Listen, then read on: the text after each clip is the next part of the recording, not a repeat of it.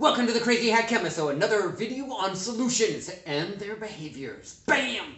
So today we're talking about colligative properties and units of concentration. So upon adding a solute to a solvent, the properties of a solution are modified. These changes are called colligative properties.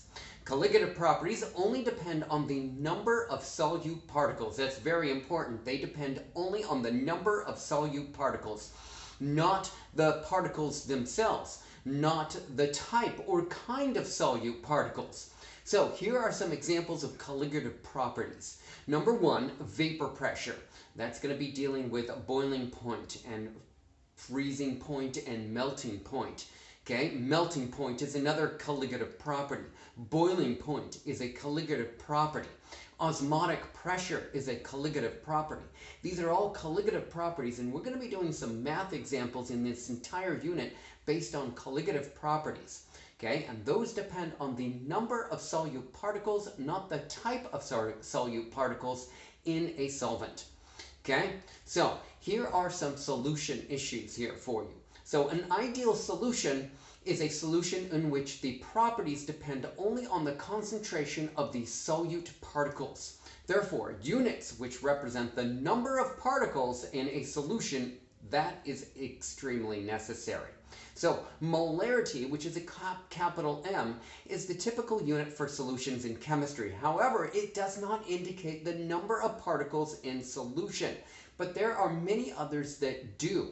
So molarity, here is molarity just as a refresher. Molarity is capital M, and that is moles of solute per liter of solution. This does not indicate the number of particles in solution. So we're not going to be using the units of molarity that much in this unit at all. We're going to be using three others, which will play key essential roles in all the math problems.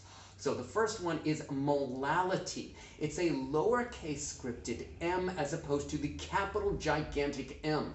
So the lowercase scripted m is molality.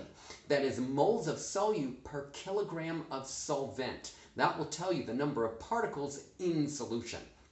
Another one is the mole fraction. That is x sub A is equal to the moles of A divided by the total moles. So in this example here, I have a three-component solution.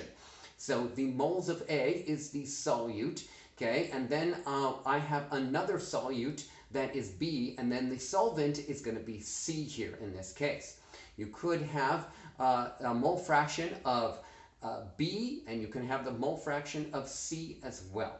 Okay, and then the next one is a weight percentage, and that is essentially the grams of solute per grams of solution. And that's typically grams of solute per 100 grams of solution, just so that the math turns out really nice and simple. Okay, that is another Crazy Hat video by the Crazy Hat Chemist, and I got a crazy hat here for you. Okay, only you can prevent forest fires.